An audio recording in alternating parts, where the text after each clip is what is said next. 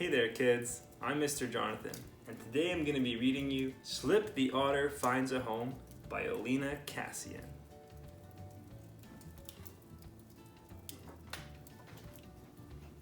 Slip the otter lived with her family on a quiet river in a quiet forest.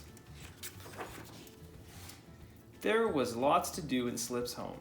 There were fat fish to catch and crayfish to scoop off the riverbed. Sometimes the otters played hide and seek. Other times they wrestled with each other on the grassy banks. For Slip, the best fun of all was gliding down the long, slippery mudslide.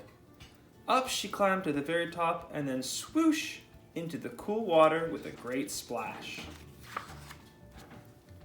One day, Slip could not find enough food to eat. She became very hungry. There was no longer enough food in the river for any of the otters, so they set off to look for a new place to live. The new stream that the otters found was full of fish, and it was beautiful too, but Slip was too unhappy to notice. She missed her favorite old spots. Where would she play tag? Where would she play hide and seek? How could she have any fun without a mudslide? One day, as Slip wandered around dragging her tail behind her, she came upon a huge pile of sticks. When she climbed to the top, she saw a lovely shimmering pond on the other side. And there in the middle was the strangest creature Slip had ever seen. Down to the water she crept to take a closer look. What bright orange teeth! What a funny flat tail! It was a beaver pup, just about Slip's own age. At first, the two animals swam around each other slowly and carefully. But before long, they were playing tag together.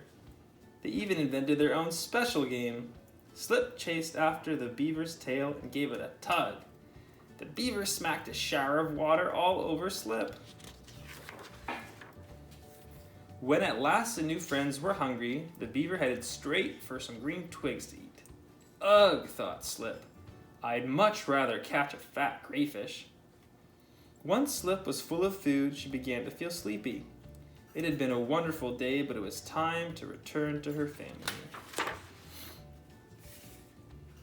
Now that Slip had made a friend, she felt much better about her new home. She began to see something she hadn't noticed before. Look! There were some bulrushes for hide and seek and a waterfall for showering. And there was one more surprise waiting for Slip around the last bend in the stream. There was the longest, curviest, most wonderful mudslide she had ever seen. While Slip had been away, her family had been busy making it. Off she ran to take a ride.